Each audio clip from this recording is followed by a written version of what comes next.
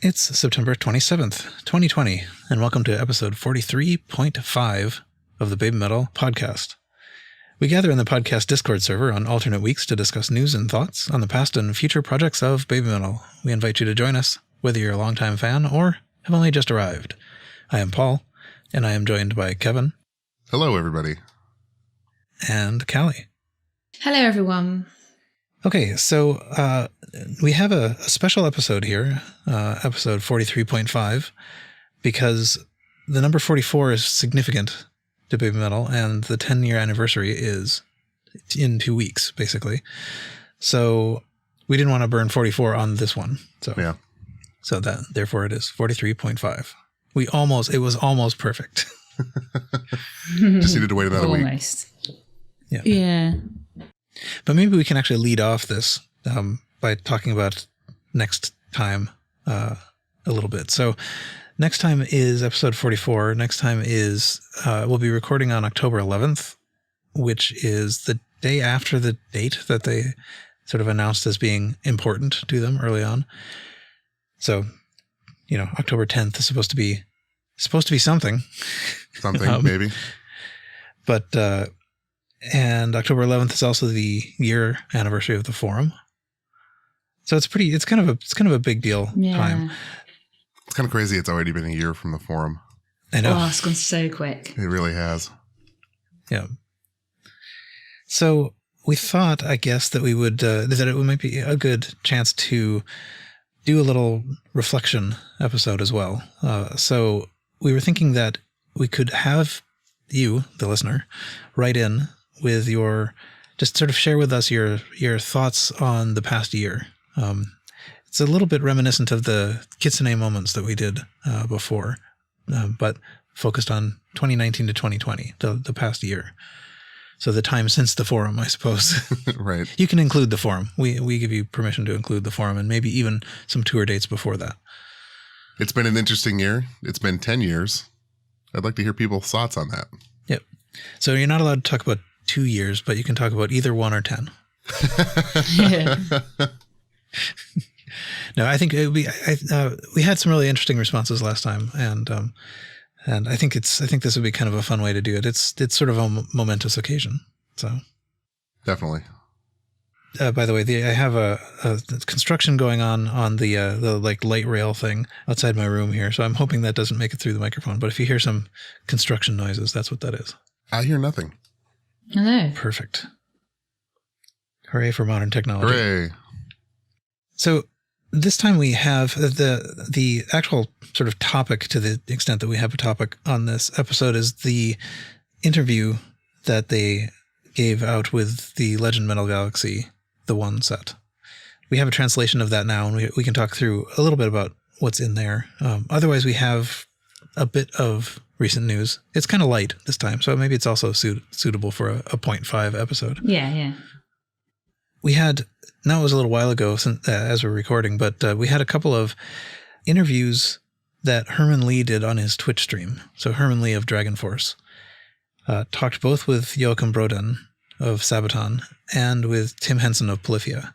And in both, I think they were talking about other things. I didn't see anything but the little bits that were excerpted where they talked about working with BABYMETAL. So did you guys see this? Mm-hmm. Either of these? I didn't catch it live, but I caught the re-uploads on YouTube.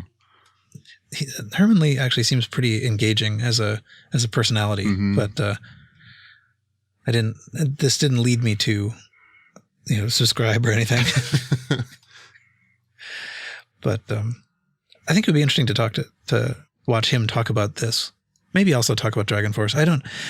I only know Dragonforce because Dragonforce is the thing that when somebody does a reaction video on Road of Resistance, they all go, "Oh, this is Dragonforce." Yeah, that's true. That's not terribly surprising. We also learned yesterday that Paul didn't know who Blink-182 was. That's right.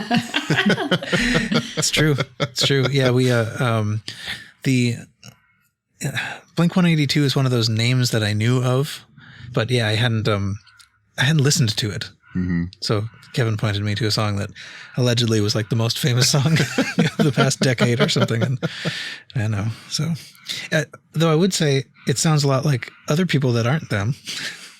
Although I can't say that those other people aren't, the imitators. Who knows? Back to Joakim. Yes. Sorry. Yeah. So the Twitch interviews, I think the first one that actually happened was the one with Tim Henson of Polyphia. I might be wrong about the order, but at any rate, there were two of these. And this was conducted sort of, actually they were both conducted remotely, so we had Herman Li on one side and in one square or whatever, and the interviewee on the other.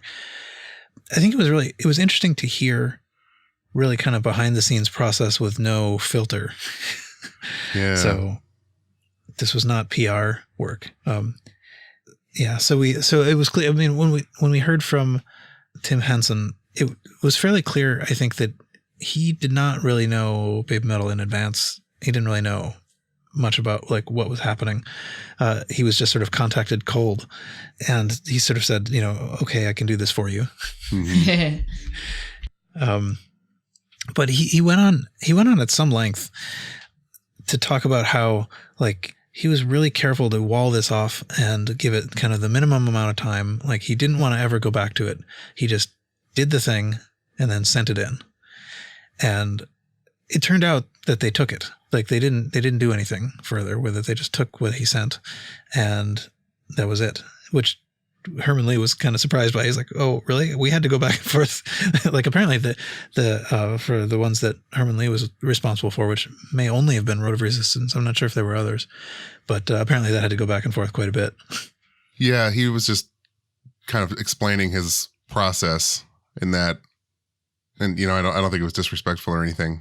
But the way he likes to work is compose something and bang it out and not have to ever open it again. He says, and I quote, "If I have to open it again, it feels like work." Yeah. Right. Although they paid him for this. Right. So it was work. Mm-hmm. And I mean, I think part of the thing that kind of rubbed me the wrong way initially was that he put it on like an entirely lower tier than anything he would want to work on for himself.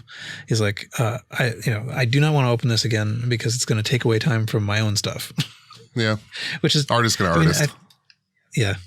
Anyway, I found it a little bit annoying. And then he spent the whole second half of the time talking about how he wants to sort of like do it fast and in one shot, but then he also wants to blow people away and make them, so I don't know. Anyway, whatever.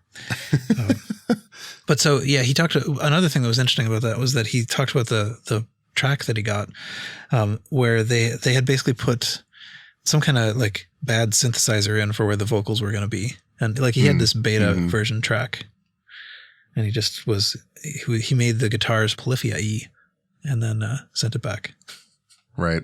And never heard from him again. And then was surprised by when they had the little bit of Brand New Day from Legend Metal Galaxy on the Twitter feed. He's like, he was trying to, I think we mentioned this before, he was trying to sort of marshal the troops to convince them to have Polyphia play with them. Yeah, he was very impressed with the final track. And then Herman, also talked with Joakim Brodén. Anyone want to talk about that? There's something I wanted to mention there too, but I can mention that after you describe it. I can give it a try. So unlike Tim, Joakim was approached when they were touring in Japan for Dark Knight Carnival and supporting them there. They recorded his part in Osaka. And unlike Tim Henson, he was actually being given direction and things like that. He mentioned having to do just tons and tons of takes. He lost his voice. He kept wanting, quote, more power for his part.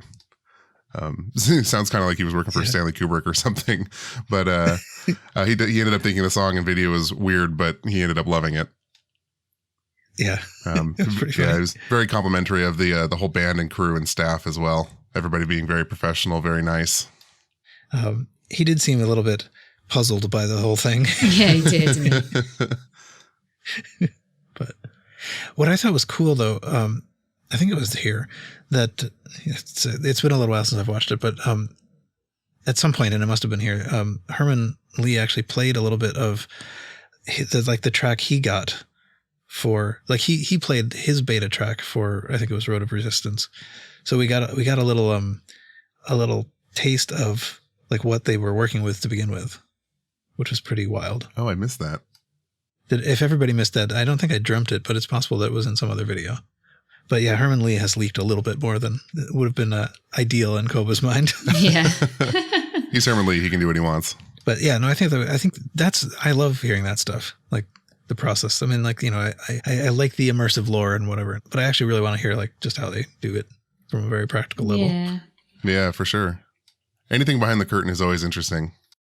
I always figure that it really is probably a lot of this is kind of mundane, you know, like people go in and make decisions in their meetings and then go home and like watch TV and then come back and make more decisions in their meetings.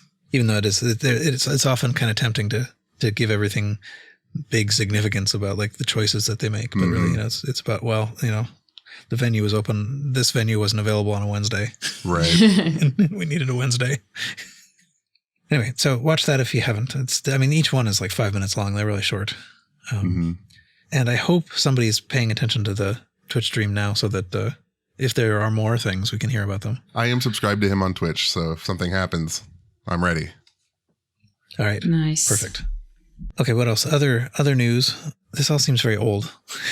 But there were like a week ago or a week and a half ago or something, a couple more sort of explainer video type things. So Chief Sweet he's somebody who's done a number of reactions and things, and he did kind of a sort of an overview. So this wasn't a reaction, it was just sort of like this is what BABYMETAL is, and sort of explained their origins, and you know, largely correctly. So there were, yeah. I think anyone who is listening to the podcast probably, when they watch it, they will think, well, actually, and a couple of times, but that's all right. He's very enthusiastic at least. He definitely has that going. Definitely. And we mentioned Andrew Hartley, the video he did last time for, what was it? He did Doki Doki Morning, I guess. And he had, since then had posted a couple more, one on Headbanger and one on Mikitsune. And I have inside info that he attempted to do Akatsuki, but that got blocked immediately. Right. So, oh well. But maybe there'll be more of those. Oh yeah, Kevin, we figured out the card system. We did. Well, we think we did. Tell us about the story. Yeah. And what I meant by card too. Sure. That was very opaque. Right. So with your Legend S Restream merchandise, people, well, not all people, some people have been getting little thank you cards that are about the size of a business card, quote unquote, signed by Mo and Sue. And everybody seemed to be getting different quantities or not getting them at all. But we think we figured it out. All credit to Darren on this one. He's the one who made the connection. You seem to be getting one card for each item ordered. So if you got 5 things, you got 5 cards. And this has been true for, I think I've checked with about 7 people. Oh, small sample, but enough to make me think that we figured out the system. At least the U.S. store system. At least the U.S. store system, right? The UK store system seems to be don't send them. No, I didn't get any. I think for the UK, I think you have to order a patch or maybe the whole set to get at least one card. Because I didn't order the patch and I didn't get any. Oh, interesting. Yeah. In the chat, Paul suggests that maybe the UK store system is that you don't get your stuff at all. Yeah. But yeah.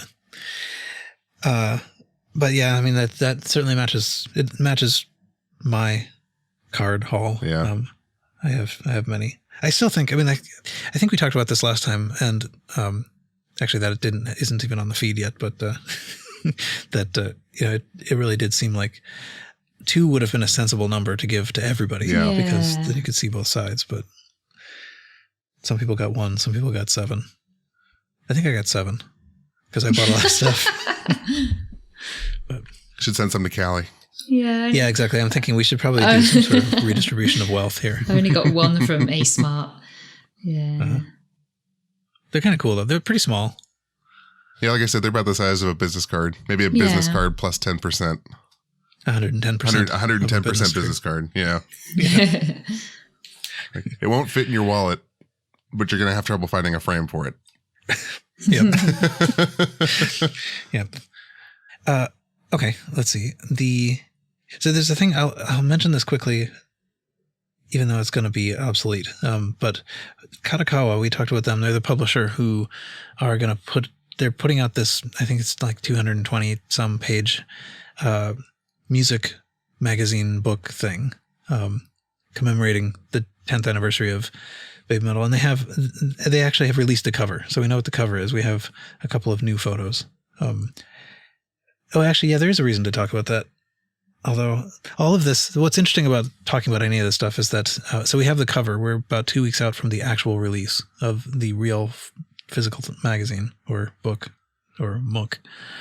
So anything we speculate about now, we will know whether it's true or false very soon.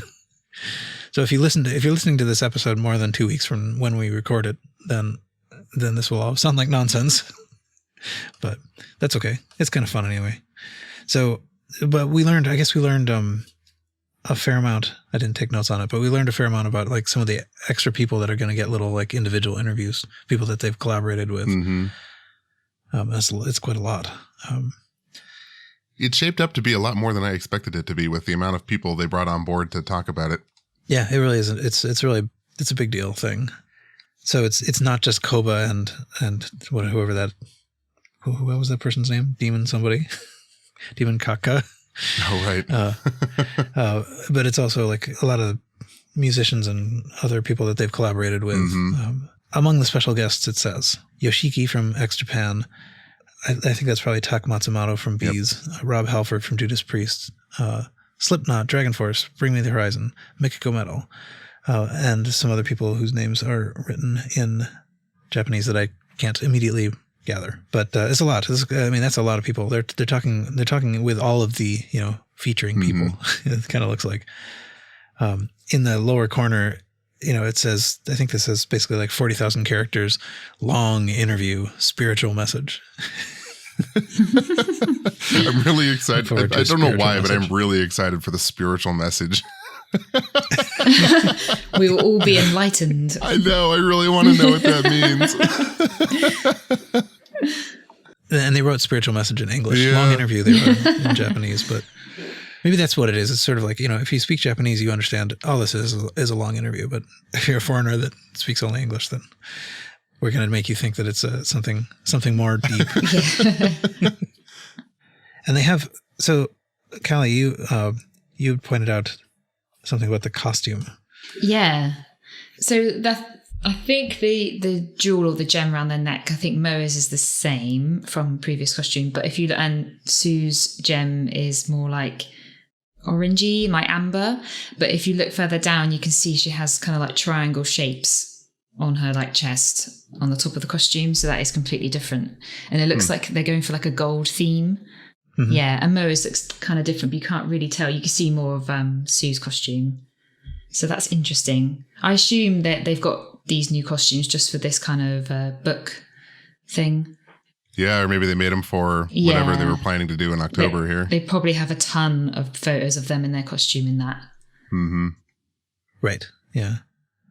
Yeah, they sort of picked fairly early on this kind of gold theme for the 10-year stuff. Yeah. So that lovely T-shirt that everybody loves, which is the design from the front of the website, it's all very gold colored. Mm-hmm. I was wondering, so the actual cover has sort of half of each of Tsu Metal and Moa Metal's faces, a little bit more than half. Their full noses are included, but only one eye. And so it's basically sort of like a headshot, but you can see like the very top of their costumes. So that's what we're looking at. So we can see like what their collars look like and maybe a little lower. But on Moa's, there's a little, I don't know what you would call it exactly, but there's a little circular thing right at the front. Yeah, well, it's just like a gemstone, isn't it? Brooch? That looks maybe a little different. Yeah, I was thinking brooch, but I always thought a brooch had to be detachable. How do we know it's not? Yeah. Yeah. It could be. I guess we don't know. The sort of area around it that looks a little bit different. Like there's probably a 4-part design, like a sort of north to south, east, west sub circle in there that I don't remember seeing in the other costumes. And Sue's is quite a bit more ornate looking too. Mm-hmm. That one actually looks like it has something sort of like amber, like an amber type stone. Yeah. Or something. So I think hers is, Moa's gem is the same on her previous costume, but the surrounding bit isn't, because that's more like gold, bronzy. And I think hers on her other costume is more silver. Yeah. Or like, grey. Bronze. That's what it is. Bronze. It's not gold. It's bronze. That's the theme. Right. So it really does go with the Baby Metal's affinity to the number 3. Yeah. They make everything bronze. We're number 3. Yes. Okay. Anyway, so that's going to be really excellent. I don't know what we're going to do. I don't know what we're going to do because it's 200 pages, probably 140 of them with a lot of Japanese on them that we can't read. But we'll do our best. We'll find a way. Yeah. Anyway, yeah, so that's going to be great. Another thing that we have, and this is sort of the last non-interview thing, is NHK World is doing a Songs of Tokyo festival. And that is, I think it's bringing together something like 20-ish artists or so. They do basically sort of like a music, it's all music, I think, a music festival. And so I forget if we knew this before when we recorded last time. I don't think we did. I think this is new since then. But they put something out something like a week ago, indicating, so we knew something about this, and they're recording it on the 10th and the 11th in 2 weeks from now. And we know even more specifically that Baby Metal's recording on the 11th. And the new bit of news is that we know that it's airing on October 24th and 25th, and then the next weekend on October 31st and November 1st. So we don't know which of those days Baby Metal is on, but it could be Halloween. October 31st is one of the options. So, I mean, that's something to look forward to. It's something they're going to record after the 10th. And it's probably not going to be too elaborate. I can't quite figure it out, but it seems like there are 4 episodes that, they're airing on each of those 4 days, the 24th and 25th, and then the 31st and 1st. And they're available worldwide. NHK World has like a streaming site you can watch this on. So that's good. It's not like WoW. But it looks to me like they're only like 45-minute episodes. So they're stretching 20 artists over 3 hours. And so Baby Metal's not going to be a huge chunk of it. Well, or it might be a huge chunk of it, but it won't be that long, even absolutely. They've been on it before, right? Well, they've been on this channel, but I think just their prior appearances on the channel, this is still a different show. So I don't know if we know. I don't know if we can, or was there a Songs of Tokyo 2016? Maybe there was. Is that what you mean? Yeah, I don't remember if it was Songs of Tokyo, but I remember they've been on NHK World. I'd have to double check if it was Songs of Tokyo. Yeah, but I think it was like 4 years ago, 2016, maybe 2015. Yeah. Okay. It was a substantial amount of time ago. Perhaps that will give us some kind of indication of like what to expect. Yeah. Paul also thinks it was 2016 in chat. I guess all I was trying to figure out was whether, how predictive that is, because my impression of Songs of Tokyo from the little bit that I have figured out about it is that they're doing something sort of special this time, because it's like they would have done something different if everybody hadn't been locked down, is my impression. Yeah. But yeah, there have been little features on different like individual groups on this channel too. So I think that's what we had been hoping for, but I think that's not this. Maybe they'll do something like that later. But since I think this was overall announced since we last recorded, I don't think we talked about the call that they had for fans. Did we? I don't think so. So did you guys sign up for that? Yeah, certainly did. So I presume somebody who works for NHK, this is how I found out about it, posted on a J-pop subreddit looking for people to participate in this Songs of Tokyo festival virtually. Baby Metal being one of the options. You had to fill out a questionnaire. How do you know about them? Significant moments. What does it mean to you? How does their music resonate differently in 2020 with COVID? Things like that. It was more in depth than I expected it to be. But I guess the format of the show is if you're selected, you will be there with other artists. Fans have asked questions directly to the artist. I'd be shocked if BABYMETAL says yes to that. But that is one of the things. Or get given a question to say instead of thinking of one on your own. I think that's more likely. And it's kind of unclear what the participation is beyond that. But you had to commit to being available October 10th and 11th, kind of in the early evening JST. Is it going to be before we record or after? It would be before. Next. Okay. Ooh, interesting. So I assume I guess all three of us signed up for it. So actually, I guess we should make sure we get this episode out quick, just in case some spies are listening and can bring us in as a group. I think that would be pretty wild. I wouldn't expect any actual interaction, exactly, but it does seem like it is kind of targeted for a foreign audience, right? Yeah. Like, so outside Japan. Yeah, it was in English, and the forum I did mention that they're looking for more international fans to take part, because the last one they did was quite successful, I suppose, bringing in international people. So they wanted to do that again and expand on that because it was really successful. So I'm looking forward to watching it, whether or not I can participate. I mean, I'm actually of two minds about participating because it would be super great, but at the same time, I'd be terrified. So, so good luck to all of us. Yes. I have yet to hear anybody having been contacted by them, but I also have this hypothesis that if you are contacted, that part of the deal might be that you don't talk about it before it airs. So, so I guess if we all say nothing about it at all, next time you will know to pay attention on the end of October. Right. But, okay, let's see. So the topic that we wanted to talk about was that interview that came with the one set of Legend Metal Galaxy. I guess came with the one set of Legend Metal Galaxy. Say that 3 times fast. Yeah. I always kind of like the opportunity to talk about, like, of the various versions. You have like the sun one and the moon one and the one. You're getting yourself in a mess. But yeah, anyway, so we had this interview. It was very long for like interviews that we usually get, at least. And it was basically about the production and kind of like it was a little bit behind the scenes-ish on Legend Metal Galaxy. It was a little bit about the tour, but mainly it was about things really based around that show. Mm-hmm. So that's one thing that's nice about that, is that it doesn't, it's not really repeating a lot of the exact same stuff that they were saying before, at least, because it was really specific to that performance.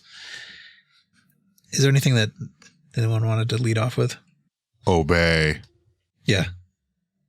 That was my takeaway. Okay. Yeah.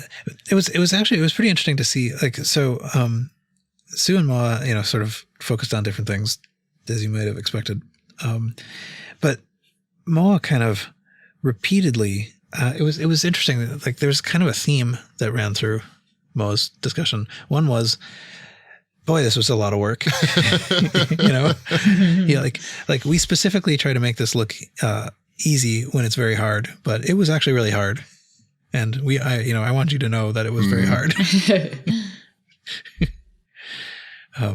And she also mentioned, I think, a couple of times that she kind of wants the audience to be able to see the tricky choreography, like it was hidden in certain ways.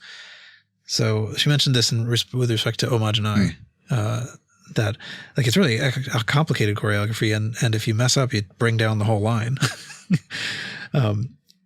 But no one's paying attention to them because they're all looking at the giant Joakim. Right. Sue agrees, mentioning that they felt like Joakim's backup dancers. Yeah. Let's see. Everybody, like, jump in if anything I say reminds you of something you wanted to say. But maybe I'll kind of run through it somewhat chronologically, even though we're not reading it to you. One thing that I thought was kind of a neat thing that Sue mentioned was it was a little bit sad this whole thing. Like she would think about that partway through the songs, that they were doing a lot of work, particularly the new songs, you know, the ones that were premiering at Legend of Metal Galaxy. They were doing a lot of work setting this up, basically just for one performance, and that they were never going to perform it in this form again. So she mentioned having this kind of sadness, which I thought was interesting. I would have thought they would have had similar feelings with things like Tokyo Dome and other huge things, but I don't think we've ever heard anything like that. The way this was actually translated was, she was sort of sad about rehearsing them, doing them, and then never performing them in that form again. And, my little conspiracy theory brain went off on that, never in that form again, and wondered, what does that mean? Of course it did. Does it mean never with so many Avengers? Never with any Avengers? Never played again at all? Stroking the fire. So, yeah.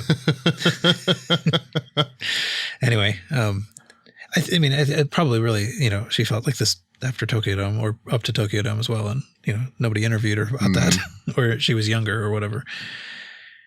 I mean, I always thought there's something, it's like those sand paintings or whatever, right? You make this beautiful thing, and part of the art of it is the fact that it's very fleeting. The interviewer kind of walked them through the show, so they talked largely about the new songs. Mo talked a little bit about the dancing in Brand New Day and how different it was. One thing that stood out to me was that she thought the silhouette effect was cool. It was kind of cooler than she had anticipated, but she wants people to see her dance too. Mm-hmm. So she can't wait to do it in like a littler venue where it's not all just shadows. Right. In a movie. That's so cute. Yeah. So you do get the sense out of this that Moa would like to be seen and obeyed, but we'll get to that part too. One thing that came out from Sue, I think, a couple of times was at least a professed uncertainty about like how people are going to react. So both Homage and I and BMC were new then. She never performed it in front of an audience before, right? And so both of those, she was talking about sort of wondering what people were going to take away from that. Sue said she was looking forward to the "what the heck is this" response to Homage and I. Can't confirm. She nailed it. That was my first thought. Yeah. Well, actually, this was the one they were talking a little bit about, kind of balancing the sort of childlike cuteness and the more adult-like comic aspect. And it really does. I mean, the whole thing was comedy from start to finish. I mean, they started with the goofy cartoon about the metalers getting stuck uncontrollably dancing, mocking each other, and then also getting stuck. Right. and then this just over the top ridiculous movie playing behind them of the many Joakims. Very funny. But it was commented by the interviewer that like the interviewer was like not even paying attention to them. They were just watching the movie. Which, so that's when the backup dancers thing came in. I mean, a lot of it's really interesting. I got to just say, go read it. We'll put it in the show notes because I don't think we do it justice just talking about it. No, yeah, you do have to read the whole thing. You do really kind of need to read the whole thing. Some highlights for me. They talk about Headbanger, Moa being surprised that there was anything special about it. However, the interviewer thought they were extra intense. Moa enjoyed ordering everybody to bow from on high. They talk about bringing a more adult look and feel to choreography, and contrasting that to the more the childlike aspect that they had done, their whole career before that. Something I thought that was profound and interesting was the Trilogy of Light sequence, Starlight, Shine, and Arcadia. Sue felt like it was a summary of a year. BABYMETAL officially leaves, Starlight comes out, half a year, and then Arcadia performed and shined at Legend M. And she goes on to talk about Legend M some more, about Shine. It was as if they decided to go forward together hand in hand. Moa smiles and nods. Sue said she renewed her resolution at the time. Culmination, start, story of something in a different dimension. Sue doesn't know. Yeah, that was kind of neat, that little section about the the trilogy of lights at the end. People got very excited because you know, those who can't read Japanese characters can still see in that section it says BABYMETAL. Yeah, it kind of just jumps out at you, doesn't it? Yeah. But yeah, it turned out that was basically just like a list of things that happened in the past year. So, but yeah, they talk about IDZ and it being important. We learned that Moa watched the Legend S stream and realized it had been a long time since they'd played IDZ. So that's kind of cool. If you were watching the Legend S stream, you had some interesting people watching with you. Yeah, I thought that was neat. It was interesting to know that Moa was watching it. But it was also interesting to know how recently this interview was done. Yeah. Because I mean, like that, you know, this was done just a little bit after the Legend S stream, according to, like Moa said, you know, just the other day she was watching it. For everybody who is all concerned about them not doing any work over the summer and being lazy. They certainly were. This is evidence they were doing work. Work was being done. But yeah, there's some other good nuggets in there. Again, you should really go read it. The last one I will call out, Moa talks about Headbanger again. And she was undecided when she was encouraging people to kneel because she thought she'd want to see the show and not kneel. But in retrospect, she feels she should have been more commanding. So next time she will order people with authority. Disobedience. Dame. Zettai. Yeah. Obey her. What was funny is that they were wrapping up the thing and Moa said, "Oh wait, there's one more thing I want to say." So it was actually she did this. Moa did something like that with you know, at some point with the PMC interview. She stored up this joke. She was waiting to tell the PMC audience that they should like BMC because it sounded like PMC.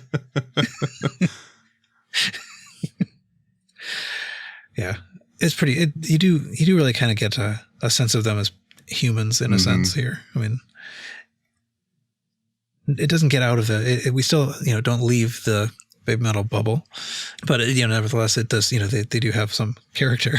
Yeah, I'll say this is perhaps the most human interview I've read with them or seen.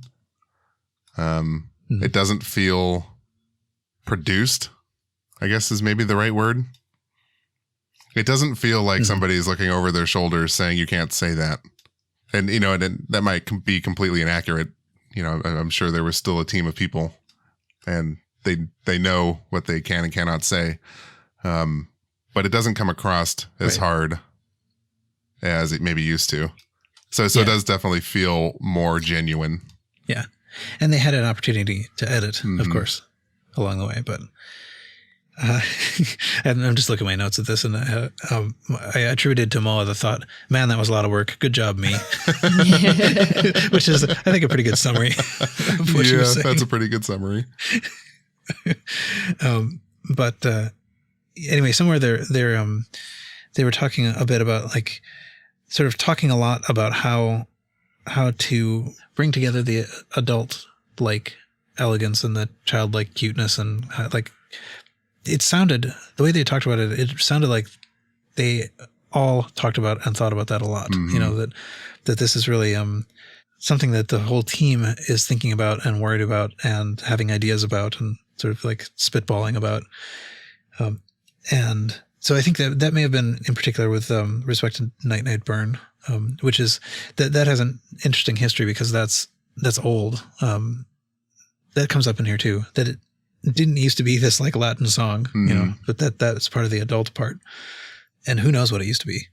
But Moa said it was a little bit more like a children's song before. And I think that was the one that actually caused them to like really have to think through, like, how do we fit all the pieces of BABYMETAL together, you know? But it really also does seem like they're specifically confronting the fact that they're not little kids anymore. So this isn't like little kids doing metal. This is something else, and they want to preserve all the pieces of it. I don't know, Callie, was there any part of this that jumped out at you? I don't know if it was mentioned in these notes, but I know from the video I watched that Moa mentioned how she studied the other two Avengers, of how their dance style, and how she kind of incorporated it into her own, which I just thought was amazing of her to do. Like, she does so much more outside of BABYMETAL than we thought. And it's not just all on Mikiko teaching her the dances. She does a lot of studying on her own. So that's quite special. Too professional. Yeah. Yeah, very professional. It was neat that she adapts her performance to whoever she's with. Yeah. Yeah, no, she mentions that. Where did she mention? She mentioned that in an interview. That depending on which Avenger she's dancing with, she adapts how she performs to better match the other Avenger. And actually, the back during the tour, there's at least one time that I remember people commenting on where Riho slipped or something like that, and Moa mirrored it. Oh yeah, she did. So that suddenly that makes it look like intentional. Right. They do say in here somewhere, I think I said this already, that it's sort of a policy of theirs to do things that are very hard and make them look like they're very easy. Yeah. But yeah, that was another thing actually that people were sort of talking about, was that at some point Moa mentioned, with respect to the Avengers, that like during the tour, it wasn't clear to me whether they were picking the Avenger day on the day or whether it was, it was sort of planned out in a way to sort of make it possible for, the Avengers to be in good form, and healthy and not tired and stuff when they're doing the shows, but that Moa has to do them all. Like Sue and Moa have to do them all because they're the ones that are on the marquee. Mm. They're Baby Metal. Yep. So again, good job, Moa. But who knows? I mean, like I can't imagine they didn't plan that ahead of time. Like who was going to be on stage, and they did have runs. It was like a single Avenger for a series of shows. I always kind of wondered if like the other ones were there, or if Momoko had time off, she could go like run around and do touristy things. There were a couple of translations that people did. So early on, Lenzer, I think, did a transcription of the Japanese characters so that you could send it through DeepL and get a sort of a sense of it. And then there was another translation where what basically happened was somebody was very enthusiastic and translated into Portuguese, and then someone took the Portuguese and ran it through DeepL, which was turned out kind of interesting. But I think it actually is somewhat interesting to look at these together. I feel like I'm getting slightly closer to the original when I have what an actual speaker's interpretation is next to what DeepL tried to do, and even better next to like the Japanese, so I can sort of see what got translated. Right. And it's good practice for 2 weeks from now when you're trying to do this with 200 pages. Sure. Oh, maybe I will mention actually the BMC part, because Sue mentioned that. Like there's this part in the middle of BMC where Sue's by herself, thrust forward on the stage, right? Kneeling down, and she felt like very close to the audience. And she wasn't sure how that was going to go. And she felt sort of insecure about it. Which is not what the impression she gives when she performs it, but nevertheless. And in a couple of different places, I think maybe it was Sue both times, but was sort of referred to kind of like an involuntary gasp that the audience emitted. That she really liked that. I think this maybe both with Homage and I and VMC, but she really liked this connection with the audience, like getting them to all kind of like involuntarily gasp or oh. Yeah. Because I guess she had been concerned about being able to make this cool. Because as we all know, Suzuka Nakamoto is kind of like this little dorky person, right? Unlike Sumetal. We know sort of how Suzuka looked as a kid, and I kind of wonder how to what extent the non-Sumetal part of her life is like that now. I imagine she grew up to be slightly more confident. And maybe she was confident before, but there was still endearing dorkiness. Anyway, yeah. So the thing I was actually trying to arrive at was that she mentioned in the interview that she couldn't stop smiling, when she heard that. And there is this, you couldn't hear it that much in the released recording, but you could hear her kind of giggle in the fan cams at that point. Anything else you wanted to put in here? No. Go read it as given. Yeah, no, I don't think so. Nope. All right, so I guess then we made it to the end of the things that we had in our notes. We should maybe reiterate that we will soon, probably by the time you hear this, post a call to to all of you to submit your thoughts somewhere on the past year and also possibly the past 10 years that we can talk about next time in episode 44. You could post that. I'm not sure where the venues are. We'll probably have a place in the Discord that you can post it, and there'll probably be a place in Reddit. Yeah, we'll do Reddit, Discord, and maybe a Google Sheet on Twitter. Yep, sounds good. Okay. On Twitter, yeah. And maybe you could email us. You could email us. Do we have an email? We have an email. We never say that, do we? We just say join us on the you're right. Discord. But we do have it's like feedback at babymetalpodcast.com. Yeah. Maybe I should put that in the script. But anyway, but do share with us your thoughts and join us when we record. We don't know what to expect. I mean, there's going to be a bunch of stuff to say, I'm sure. But we'd also like to hear the reflections too. So, and that's it for this episode. You can join us on the Baby Metal Podcast Discord to continue the conversation, or you can email us at feedback@babymetalpodcast.com. Rating the podcast on whatever platform you listen on will help people find it, so please do that. We'll be back in about 2 weeks. We hope you'll join us then. And until then, see you.